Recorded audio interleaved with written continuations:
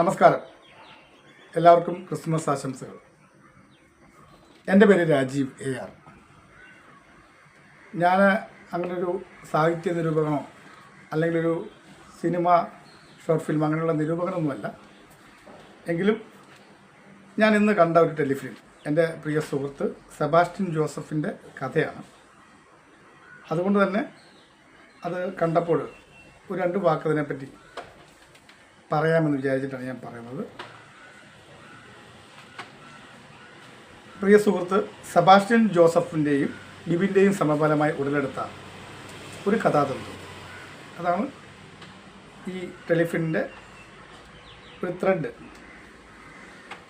Venu P. നായരുടെ ഛായാഗ്രഹണത്തിലും ടിൻഡു ആൻ്റണി കണ്ണിമാങ്ങ creations എന്ന ബാനറിൽ നിർമ്മിക്കുകയും തിരക്കഥ ജോൺസൺ കാരത്താസും സുനിൽ കോങ്ങാണ്ടൂരും ചേർന്ന് അണിയിച്ചൊരുക്കുകയും ചെയ്ത മേരിയുടെ സ്വപ്നം എന്ന ഷോർട്ട് ഫിലിം കാണാൻ കഴിഞ്ഞു.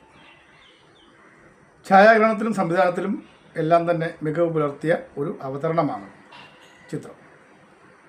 അഭിനേതാക്കളുടെ അഭിനയ മികവും ഹൃദയസ്പർശിയായ സംഭാഷണങ്ങളും ഈ ക്രിസ്മസ് ദിനത്തെ കൂടുതൽ മനോഹരമാക്കി.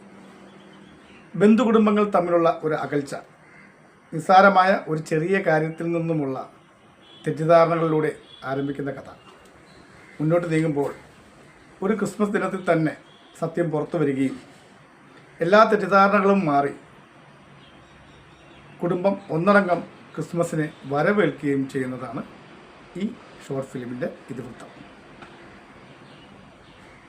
എങ്കിലും 2 കുടുംബങ്ങൾ തമ്മിലുണ്ടാകുന്ന തെറ്റിദ്ധാരണ സ്വാഭാവികമാണ്.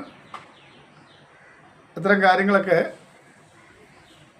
സത്യങ്ങളൊക്കെ മറച്ചു പിടിക്കുക അല്ലെങ്കിൽ അതിനെ ഒളിച്ചു വെക്കുക അല്ലെങ്കിൽ ഇത്രയും കാലം മറച്ചു വെക്കുക എന്നത് എന്തുകൊണ്ടാണെന്നുള്ള സംശയം കാഴ്ചക്കാരനുണ്ടാകുന്നുണ്ട്. കാരണം അത് വലിയൊരു സംഭവമല്ല.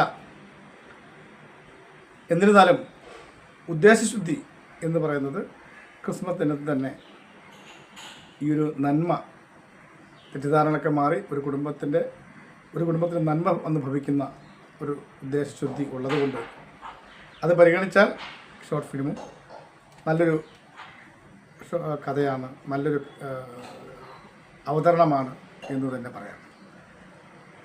ആരെങ്കിലും അണിയറയിലും പ്രവർത്തിച്ച എല്ലാ കലാകാരന്മാർക്കും ഹൃദയം നിറഞ്ഞ അഭിനന്ദനങ്ങൾ.